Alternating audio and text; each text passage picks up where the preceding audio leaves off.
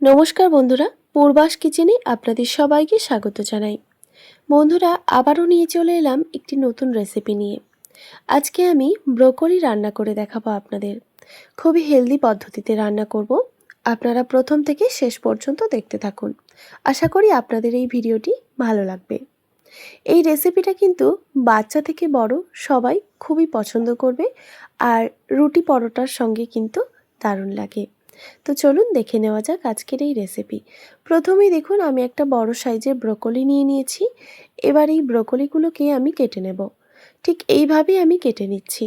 আপনারা চাইলে কিন্তু এর থেকে ছোট সাইজেও কেটে নিতে পারেন, কিংবা এর থেকে বড় সাইজেও কেটে নিতে পারেন, আপনাদের যেটা পছন্দ। তো আমি এইভাবে পুরো ব্রোকলিটাই কেটে নেব।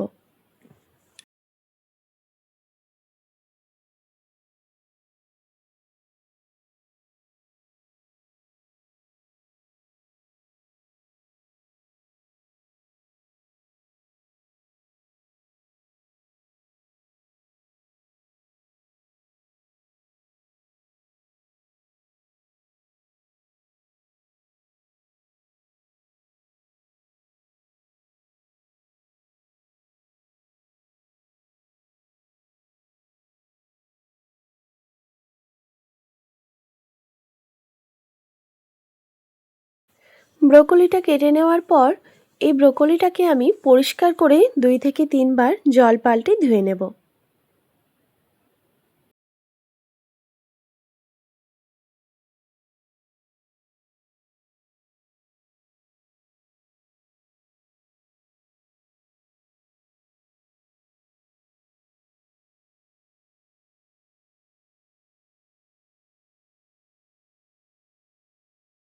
তো পরিষ্কার করে আমি ধুয়ে নিয়েছি।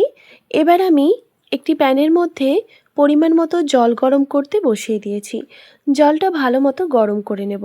ততক্ষণে আমি এই রেসিপিতে পেঁয়াজ কলি ব্যবহার করছি, সেই পেঁয়াজ কলিগুলোই কেটে নেব। আমি বটি দিয়েই পেঁয়াজ কলিগুলো কেটে নিচ্ছি। আপনারা চাইলে কিন্তু ছুরি দিয়েও কেটে নিতে পারেন, আপনাদের যেটা সুবিধা মনে হবে। তো এইভাবে আমি পেঁয়াজ কলিগুলো কেটে নিচ্ছি। আর পেঁয়াজের যে ওপরের এই ফুলটা ছিল, সেই ফুলটা কিন্তু আমি ফেলে দিচ্ছি। তো এইভাবে আমি সব পেঁয়াজ কলিগুলো কেটে নেব।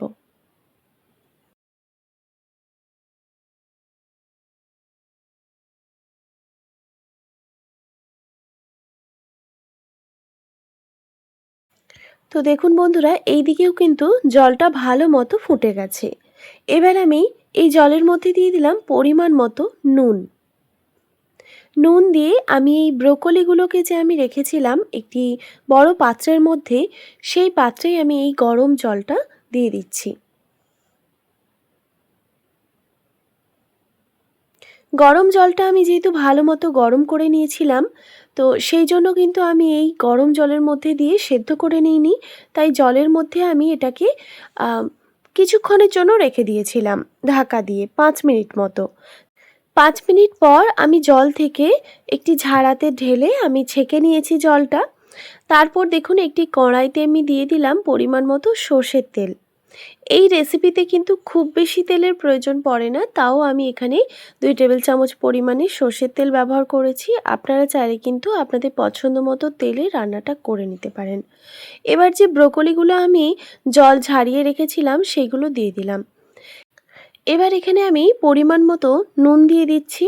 নুন দিয়ে তারপর আবারও ভালোভাবে নাড়াচাড়া করে নেব।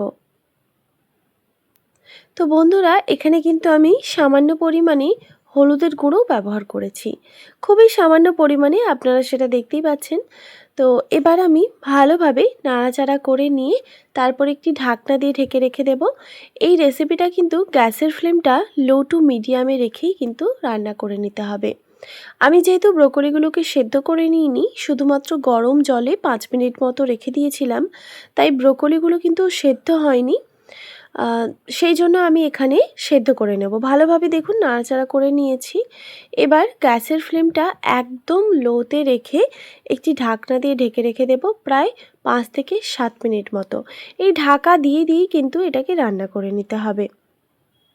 মাঝে মধ্যে ঢাকা সরিয়ে একটু করে নাড়াচাড়া করে দিতে হবে, যাতে কড়াইতে লেগে না যায়। তো ঢাকাটা আমি সরিয়ে দিলাম, মাঝে কিন্তু আমি দুবার ঢাকা সরিয়ে একটু নাড়াচাড়া করে দিয়েছিলাম। দেখতেই পাচ্ছেন যে কড়াইতে একটু লেগে লেগে যাচ্ছে, এতে কিন্তু ভয় পাওয়ার কোনো কারণ নেই। তো গ্যাসের ফ্লেমটা লোতে রেখেই আমি এটাকে ব্রোকলিগুলোকে ভেজে নিয়েছি। ব্রোকলিগুলো সেদ্ধ হতে আরও একটু সময় লাগবে। এই সময় আমি পেঁয়াজ কলিগুলো দিয়ে দিলাম। পেঁয়াজ কলিগুলো আলাদা করে আর ভেজে নেওয়ার কোনো প্রয়োজন নেই। তো পেঁয়াজ কলিগুলো দেওয়ার পর আবারও ভালোভাবে নাড়াচাড়া করে নিয়ে আবার ঢাকনা দিয়ে ঢেকে রেখে দিচ্ছি কিছুক্ষণের জন্য। কিছুক্ষণ পর আবারও ঢাকাটা সরিয়ে নিলাম। তো মাঝে কিন্তু ঢাকা সরিয়ে এইভাবে একটু নাড়াচাড়া করে দিতে হবে। খেয়াল রাখতে হবে কড়াইতে যেমন সবজিগুলো লেগে না যায়। তো এখন কিন্তু আমি গ্যাসের ফ্লেমটা একদম লোতেই রেখেছি। মাঝে মধ্যে গ্যাসের ফ্লেমটা মিডিয়ামে রাখবেন আর মাঝে মধ্যে গ্যাসের ফ্লেমটা একদম লোতে রেখে দেবেন। তো লো টু মিডিয়ামে রেখে আমি ব্রোকলি আর পেঁয়াজ কলিগুলো এইভাবে ভেজে নেব। আবারও একটি ঢাকনা দিয়ে ঢেকে রেখে দিচ্ছি। খুবই সাধারণ একটি রেসিপি, তাও এই রেসিপিটা খেতে কিন্তু দারুণ হয়। পুষ্টিগুণে ভরপুর এই ব্রোকলির রেসিপি আপনারা এইভাবে একবার হলেও বানিয়ে দেখবেন, খেতে ভীষণই টেস্টি হয়। কোনো রকম মশলা ছাড়াই এত সুন্দর এই রেসিপিটা হয়ে যায় যে আপনারা একবার বানালে দেখবেন বারবার বানাবেন। তো দেখুন আমাদের রেসিপি কিন্তু একদম রেডি হয়ে গেছে। ব্রোকলি আর পেঁয়াজকলি সুন্দরভাবে সুসেদ্ধ হয়ে গেছে। তো আমাদের রেসিপি একদম রেডি। এবার এই রেসিপিটিকে আমি গরম গরম রুটির সঙ্গে পরিবেশন করব। আপনারা চাইলে কিন্তু রুটি কিংবা পরোটার সঙ্গেও পরিবেশন করতে পারেন। আশা করি আজকের এই রেসিপি আপনাদের খুবই ভালো লেগেছে। ভালো লেগে থাকলে অবশ্যই একটি like, comment, share and subscribe করে দেবেন আর পাশে থাকা বেল আইকনটিও প্রেস করে দেবেন। তাহলে নিত্য নতুন রান্নার ভিডিওগুলি আপনাদের কাছে পৌঁছবে। ভালো থাকবেন, সুস্থ থাকবেন। দেখা হচ্ছে নতুন কোনো রেসিপি নিয়ে। আর এতক্ষণ আমার সঙ্গে থাকার জন্য আপনাদের সবাইকে অনেক ধন্যবাদ।